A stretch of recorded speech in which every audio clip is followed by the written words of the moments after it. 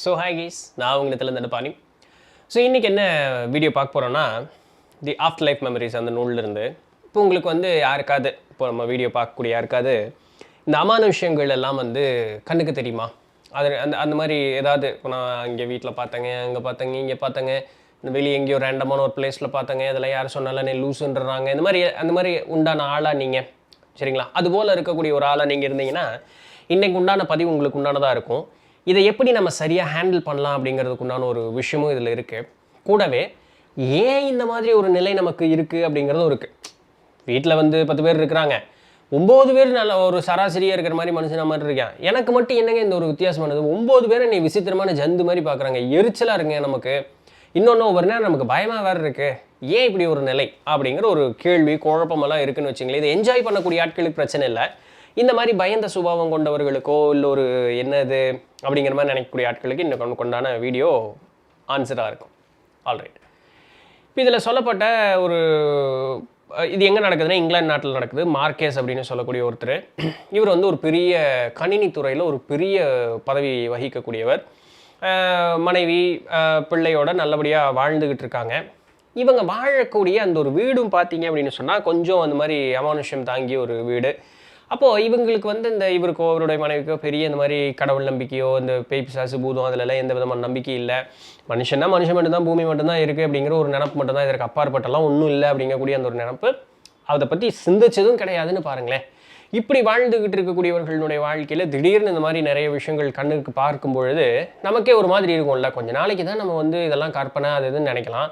தொடர்ந்து நடந்துக்கிட்டே இருக்குது, எனக்கு அப்பட்டமாக தெரியுது அப்படின்னு சொல்லும் பொழுது அதற்கப்புறம் நமக்கு வந்து அது மேலே நம்பிக்கை இல்லாத ஒரு சூழ்நிலைங்கிறது இருக்காது. பார்த்தீங்களா, என்னமோ நமக்கு ஒன்று தெரிஞ்சு போச்சுல்ல. இந்த மாதிரி ஒரு விஷயத்தை கேள்விப்படும் போது இவங்க இந்த பாஸ்ட் லைஃப் ரிக்ரெஷன் அப்படிங்கிறதுக்கு வர்றாங்க. ஏன் இப்படி நடக்குது, ஏன் இந்த மாதிரி நான் இருக்கேன் அப்படிங்கிறத ஒரு தெரிஞ்சுக்கணும் அப்படின்னு சொல்லிட்டு டக்குன்னு இந்த ரிக்ரெஷனுக்குள்ளே போகும்பொழுது இவருடைய வலது பக்கம், சரிங்களா, இவருடைய வலது பக்க உடல் வந்து அப்படி இறுக்கமான ஒரு தன்மையோடு இவருக்கு அப்படியே இருக்குது. அப்போது ஏன் அப்படின்னு பார்க்கும்போது டாக்டர் ஏன் அப்படி அப்படின்னு கேட்கும்பொழுது அவங்க டாக்டர் என்ன சொல்கிறாங்கன்னா, அந்த ரிக்ரெஷன் பண்ணக்கூடியவர்கள் என்ன சொல்கிறாங்கன்னா, உங்களுடைய இடதுபுறம் வந்து இடது பக்கம் உடல் வந்து ரொம்ப இலகுவாக இருக்குது. அப்படின்னா என்ன, வலதுபுறம் மூளை வந்து ரொம்ப என்ஜாய் பண்ணுது. உங்களுக்கு கம்ப்ளீட்டாக அதை வந்து ஆஹா ஒரு அற்புதமான ஒரு உணர்வுக்கு போக போகிறீங்க, நான் ரெடி, கம்ப்ளீட்டாக நான் ரெடியாக. ஏன்னா வலது பக்க மூளை வந்து இடது பக்க உடலை கண்ட்ரோல் பண்ணிகிட்டு இருக்கோம். இப்போ இந்த இடது பக்க மூளை தான் நம்மளுடைய மனுஷனுடைய இந்த ஈகோ, அதை தாங்கி இருக்கக்கூடியது, ஆணவ மலம்னு சொல்கிறோம்ல, அதை தாங்கி இருக்கக்கூடியது. அப்போது இந்த இடது பக்க மூளை வந்து அதை ஒப்புக்கொள்ள மாட்டேங்குது. அப்போ வலது பக்க உடல் வந்து இறுகி இருக்கக்கூடிய ஒரு சூழலுக்கு வருது. அப்போ அவர் புரிஞ்சுக்கிறார், அவருக்கு அறிவெல்லாம் உண்டு, இல்லைன்னெல்லாம் கிடையாது, புரிஞ்சுக்கிறார். சரி, அப்போ என்ன பண்ணுறாங்க டாக்டர் என்ன சொல்கிறாங்க, இங்கே பாருங்கள், உங்கள் 2 மூளைக்கு நீங்கள் ஒரு கமெண்ட் கொடுங்க. பாருப்பா, நம்ம நம்பிக்கையான ஒரு விஷயத்துக்கு போக போகிறோம், சூப்பராக ஒரு அனுபவத்தை இது பண்ண போகிறோம், நீங்கள் 2 பேரும் ப்ராப்பராக சிங்காக வேலை செய்யணும், இதில் எந்த விதமான பிரச்சனையும் இல்லை, எந்த விதமான இதுவும் கிடையாது, ஆபத்தும் கிடையாது, நம்ம ஜாலியாக சூப்பரான ஒரு எக்ஸ்பீரியன்ஸ் போக போகிறோம் அப்படின்னு சொல்லி முதல்ல நீங்களே உங்களுக்கு சமாதானம் சொல்லிங்கன்னு சொன்னோன்னே டக்குன்னு ரிக்ரெஸ் பண்ணுறாங்க, உள்ளே போயிடுறாரு. முதல்ல எங்கே போகிறாருன்னா, டக்குன்னு முந்தைய ஒரு 19ஆம் நூற்றாண்டில் இவருக்கு ஒரு பிறப்பு ஞாபகம் வருது. அந்த பிறப்பில் பார்க்கும்பொழுது இவர் ஒரு பிஸ்னஸ் ரன் பண்ணிகிட்டு இருக்கார் பார்ட்னரோடு சேர்ந்து. அந்த பார்ட்னர் வந்து இவரை ஏமாற்றி நிறைய காசு பணம் இதெல்லாம் இது பண்ணி ஏமாற்றிடுறான். இவர் வந்து ரொம்ப மூர்க்கத்தனமாக நீ வந்து இப்படி தப்பட்டடா அத்தன் பயங்கர சண்டையெல்லாம் போடுறாரு. ஆனால் இவர் பக்கம் தான் நியாயம் இருந்தாலும் கூட அவருடைய பார்ட்னர் என்னமோ பார்த்தீங்க அப்படின்னு சொல்லும்பொழுது அதை ஒரு பொருட்டாக கூட மதிக்கலை, எந்த விதத்துலையும் அது ஒரு பெருசாகவே எடுத்துக்கவே இல்லை. இவர் மேலே எந்த விதமான, அந்த பார்ட்னர் மேலே எந்த விதமான தப்பும் இல்லை அப்படிங்கிற மாதிரியே அந்த விஷயத்தை கொண்டு போயிட்டாங்க. ஸோ இவருக்கு அதனால் பெரும் நஷ்டம், மன உளைச்சல் இதெல்லாமே இருக்குது. அப்போது இவங்க வந்து சரி இப்படி ஒரு சூழல். இதில் என்ன பியூட்டின்னா, அங்கே தொந்தரவு பண்ணால ஒருத்தன் அவன் இந்த பிறப்புலையும் இவருக்கு தொந்தரவு கொடுக்கக்கூடிய ஒரு சூழல் இருக்கான். ஏன் இது நடக்குது அப்படிங்கும்பொழுது நீ மறந்து மன்னித்து அவனை கடந்து போகிறதுக்கு நீ முதல்ல கற்றுக்கணும். அந்த கோபத்தை பிடிச்சிக்கிட்டே இருந்த அப்படின்னு சொன்னால் உனக்கு வந்து ஒரு வேலைக்காகாத, அவனை நீ வந்து மன்னிக்கிறதுக்கு கற்றுக்கோ அப்படிங்கிறத ஞாபகப்படுத்துறதுக்காக தான் இந்த ஒரு நிகழ்வு ஞாபகம் வந்தது. ஏன் நீ கோபமாக இருக்கேன், அவனை பார்த்தாலே எனக்கு எரிச்சலாக வருதுங்க அப்படின்னு சொல்கிறோம் இல்லையா, இதுக்கெல்லாம் காரணம் தான். அவனை மன்னிச்சு விட்டுரு, சரி போ, நான் உன்னை மன்னிச்சுட்டுறா போடா அப்படின்னு விட்டுரு அப்படிங்கிறதுக்காக தான். ஓகே, ஒரு கேட் ஓப்பன் ஆகிடுச்சா, அடுத்த திருப்பவும் டக்குன்னு சரி இறக்கும் தருவாய்க்கு வர்றோம். இறந்து அந்த உடல் விட்டு ஆன்மா பிரிஞ்சு வெளியே வருது. வெளியே வந்தோன்னா வழக்கமாக என்ன சொல்லுவாங்க, ஒரு பஞ்சு பொதி போல் இருக்குது, ரொம்ப இலகுவாக இருக்குங்க, அப்படியே மெல்லிஸாக இருக்கக்கூடிய ஒரு இடமாக இருக்குது அப்படின்லாம் நிறைய பேர் வந்து சொல்லுவாங்க. இவர் வந்து போகும்பொழுது அந்த வெள்ளை நிற ஒளியை பார்க்குறாரு. பார்க்கும்பொழுதும் ஒரு நீர் நீர் எப்படி இருக்கும், ஒரு ஒரு பர்டிகுலர் ஒரு விஸ்காசிட்டி அப்படின்னு சொல்லுவாங்களா, கொஞ்சம் கூட ஒரு அடர்த்தி தன்மை அப்படிங்கிறது வந்து அதற்கு இருக்கும். அதுபோல் இருக்கக்கூடிய ஒரு இடத்திற்குள்ளே இவர் போகிற மாதிரி இருக்குது. அந்த இடத்துக்குள்ளே போகும்பொழுது ஆனால் ரொம்ப இதமாலாம் இருக்குது. அதெல்லாம் எந்த குறையும் கிடையாது, இதமாக இருக்குது, சூப்பராக இருக்குது. அவர் என்ன சொல்கிறாருன்னா, இந்த ஒரு ஒரு வளிமண்டலம் போல் இருக்க ஒரு இடம், அந்த இடத்திற்குள்ளே போகும்பொழுது கால தேசம் அப்படிங்கிறது அந்த இடத்துல எதுவுமே கிடையாது. முக்காலங்களும் ஒரே நேரத்தில் நம்மளால் பார்க்க முடியும். அந்த இடத்துல இருந்து வெளியே வந்தோம்னா காலம் அப்படிங்கிறது 3 காலங்களாக தனித்தனியாக வேலை செஞ்சுக்கிட்டே இருக்குது. நான் என்ன பண்ணேன்னா, கொஞ்ச நேரம் இங்கேருந்து பார்த்தேன், கொஞ்ச நேரம் அங்கே போய் பார்த்தேன், அப்புறம் இங்கே வந்தேன், பாதி உடம்பு அங்கே வச்சுக்கிட்டேன், பாதி உடம்பு இங்கே வச்சுக்கிட்டேன், இப்படி எல்லாம் விளையாண்டு கொஞ்சம் நேரம் பார்த்துக்கிட்டே இருக்கார். அப்போ எல்லாம் இதெல்லாம் புரிஞ்சுக்கிட்டதுக்கப்புறம் அங்கே அவர் சொல்கிறாரு, இங்கே பயங்கரமான கலர்ஸுங்க, பூமியிலலாம் அப்படி ஒரு கலரே நம்மளால் பார்க்க முடியாது, பிரைட் கலர்ஸ் எல்லாமே சூப்பராக இருக்குது. இது எல்லா அனுபவங்களையும் பயங்கரமாக எடுத்துக்கிட்டு மேலே போகிறார். மேலே போனோன்னா அப்புறம் இந்த கிளின்சிங் ப்ராசஸ் எல்லாம் நடக்கும். இவருடைய குரு வர்றாரு, குரு பேர் பீட்டர். அப்போது ஆன்மகுரு வர்றாரு. ஆன்மகுரு கூப்பிட்டு போனோன்னே அங்கே ஆன்மகுரு கூட பேசுகிறாங்க.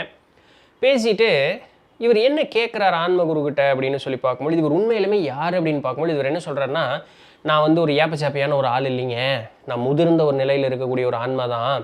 எவ்வளோ முதிர்ச்சி அப்படிங்கிறது எனக்கு தெரியல, ஆனால் வந்து நான் ஆன்மூலகத்தில் நான் கொஞ்சம் பெரிய ஆள் தான். நான் என்னுடைய வேலை என்னென்னா, இவரும் ஒரு டீச்சர் போல். இந்த குட்டி குட்டி ஆன்மாக்கள்லாம் இருக்கும், புதுசாக பிறந்த ஆன்மாக்கள்லாம் அந்த கண்குட்டியை அவுத்துட்டோம்னு வச்சுக்கங்களேன், அது வந்து தைய தக்கன்னு குதிச்சுட்டு ஓடும்ல. அதுபோல் இந்த வெள்ளை நிற ஒளி நோக்கி போகும்பொழுது ரொம்ப வேகமாக போவாங்களாம். அப்படி போகும்பொழுது ஏதாவது குறுக்க நெருக்க நம்ம இப்படி போயிட்டோம்னா அந்த அந்த பாதையை விட்டு நீங்கிடுவோமா. இப்படி நீங்கினாலும் திருப்பி வர முடியும். இந்த குறும்பு பிடிச்ச ஆன்மாக்கள்லாம் என்ன பண்ணுன்னா, அங்கங்கே சுத்த போய் கடைசியில் பாதை எங்கே போச்சுன்னு தெரியாமல் தொலைஞ்சு போயிடும். அப்புறம் என்ன பண்ணுவாங்க, ஆன்ம குருமார்கள் வந்து இதுகளெல்லாம் பிடிச்சிட்டு வர்றது பிடிச்சிட்டு வந்து திருப்பி மேலே கூப்பிட்டு போகிறதுங்கிறது ஒரு வேலை. அப்போ இது போல் இருக்கக்கூடிய ஒரு சூழலெல்லாம் இதெல்லாம் நான் கவர்ன் பண்ணக்கூடிய ஒரு ஆளாக நான் வந்து இங்கே ஆன்மலோகத்தில் இருக்கேன். ஸோ நான் வந்து ஒரு முதிர்ந்த ஒரு நிலை ஆன்மா தான். பட் இந்த பூமியில் அவருக்கு ஞாபகம் வரல, பட் அதற்குண்டான வெளிப்பாடு மட்டும் நடந்துக்கிட்டே இருக்குது.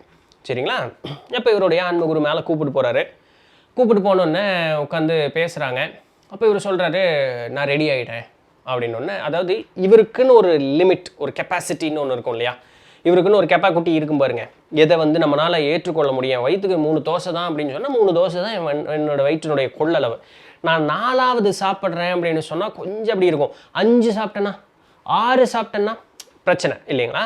இவர் என்ன பண்ணுறாருன்னா, இவருடைய நிலைக்கு ஒரு படி மேலே இருக்கக்கூடிய ஒரு நிலை வந்து போவதற்கு நான் இப்போவே தயாராகிட்டேன் அப்படின்னு சொல்கிறேன். ஆன்மகுரு கேட்குறாரு, பாரு அது கஷ்டம், புரிஞ்சுக்கோ, உன்னால் முடியுமா அப்படின்னு. எல்லாம் முடியும் குரு, நான் பார்த்துக்கிறேன் குரு, யூ டேக் கேர் அப்படின்றாரு.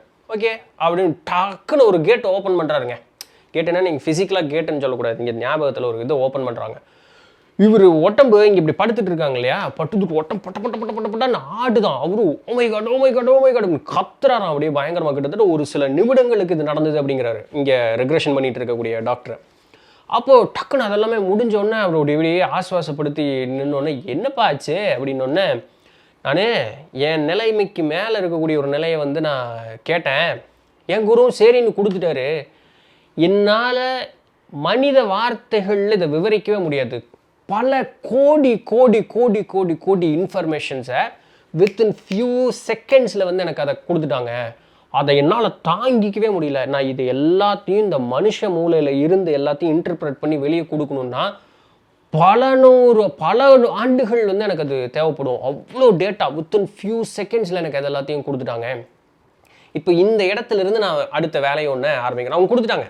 இது இப்போ பியூட்டியாக இருந்தால் அவர் மாட்டேன்னு சொல்ல, வைபேசி நெல்ல இந்த ஓப்பன் கேட் ஓப்பன் வச்சுக்கோ அப்படின்னு கொடுத்துட்டாங்க. பட் இவர் அதை தாங்கிக்கூடிய அந்த ஒரு பலத்தில் இருந்த ஒரு காரணத்தினால அந்த இடத்துல இருந்து இவர் வேலையை செய்ய ஆரம்பிக்கிறார். என்ன மேட்ரு அப்படின்னா, இவருடைய ஆன்மூலகத்தில் இவருடைய வேலை என்னன்னு பார்த்தோம். இந்த இன்னும் விவரம் தெரியாமல் சுற்றிட்டு இருக்கக்கூடிய ஆன்மாக்களுக்கு நல்ல ஒரு வழிகாட்டி கொடுப்பது இவருடைய வேலையாக இருந்தது இல்லையா. இந்த பூமியில் இருக்கக்கூடிய இதுபோல் இந்த மாதிரி நமக்கு அப்பாற்பட்டு இருக்கக்கூடிய விஷயங்கள் இருக்குது, ஆன்மானா இதுதான், இந்த மாதிரி விஷயங்கள்லாம் நிறைய இருக்குது அப்படிங்கிறத நம்ம தெரியாமல் நிறைய துன்பப்படுறோம் இல்லையா. இது போல் இருக்கக்கூடிய ஆன்மாக்களுக்கு வழிகாட்டுவது உன்னுடைய வேலை. ஸோ நிறைய பரப்பு மக்களிடம் வந்து நிறைய இதை பற்றி சொல்லு, அவர்களுக்கு நிறைய அந்த செய்திகளை வந்து நீ வெளியே எடுத்து கொண்டு போகணும் அப்படின்னு சொல்லக்கூடியது தான் இவருடைய வேலையாக அங்கே இருக்குது. எல்லாத்தையும் ஞாபகமும் படுத்தி விட்டாங்க. இப்போ இது எப்படி ஞாபகம் வருது, அது என்ன அவருக்கு மட்டும் பெசல், நாமெல்லாம் இப்போ பெசல் இல்லையா அப்படின்னு நம்ம கேட்டோன்னு வச்சுக்கோங்களேன். எல்லாருக்குமே அந்த திறன் உண்டு. பட் அதை ஏற்றுக்கொள்ளக்கூடிய அளவுக்கு உடல் பக்குவம் பண்ணும். இப்போ ஆன்மாவுக்கு வந்து எல்லாம் தெரியுங்க. ஆனால் இந்த ஆன்மா வந்து இந்த உடலுங்கிற சிறைக்குள்ளே வந்து பூந்துருச்சு பார்த்தீங்களே பாருங்கள். இதெல்லாம் நான் சொல்லலை, அதில் சொல்லப்பட்ட செய்தி தான் சொல்லிட்டு இருக்கேன். நம்மளுடைய மூளையில் நிறைய தடுப்புகள் இருக்கும், ஃபில்டர்ஸ் நிறைய இருக்கும். இது எதற்காக அப்படின்னு சொன்னால், இங்கே பாரு, இந்த ஃபில்டரெல்லாம் வச்சா மட்டும்தான் இப்போ நீ எப்படி இருக்கக்கூடிய நிலை இருக்கியோ அந்த நிலை தான் உன்னால் ஏற்றுக்கொள்ளக்கூடிய ஒரு நிலை.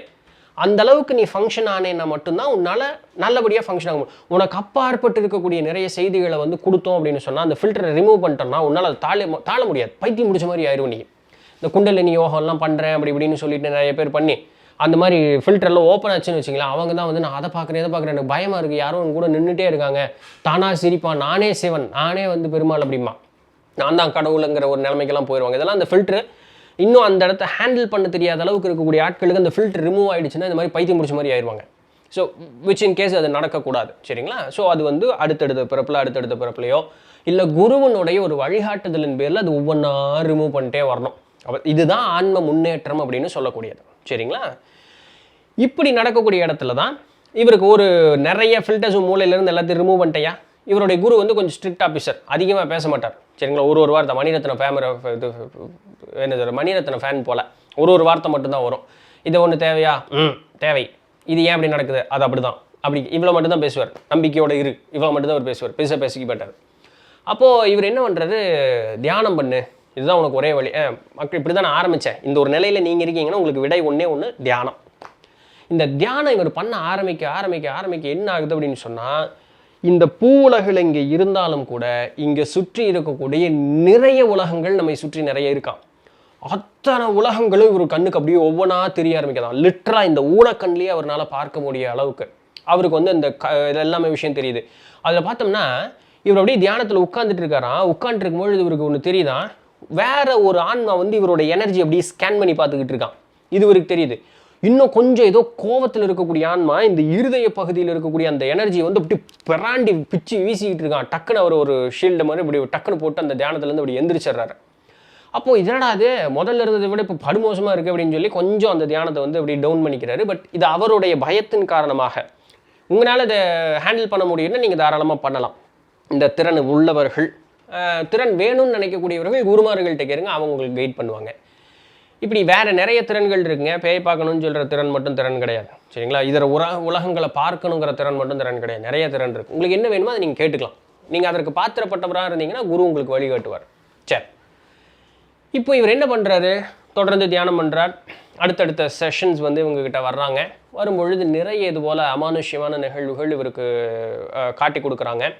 தியானம் தான் ஒரே இது என்னென்னா, தியானம் பண்ண உன்னுடைய உடல் வந்து இந்த சக்தி நிலைகளை சரியாக கையாளுவதற்கு அது வந்து பழகி கொள்ளும். ஸோ அதனால் தியானம் தான் உனக்கு உண்டான ஒரே விஷயம். இதுபோல் நிறைய உலகங்கள் உன்னை சுற்றி இருக்குது, இதை பற்றி மக்களுக்கு நீ நிறைய சொல்லணும் அப்படிங்கிறதையும் சொல்கிறாங்க. இவர் வந்து இவருடைய வேலையெல்லாம் இவர் விடலை, தொடர்ந்து வேலையை செஞ்சுக்கிட்டே தான் இருக்கார்.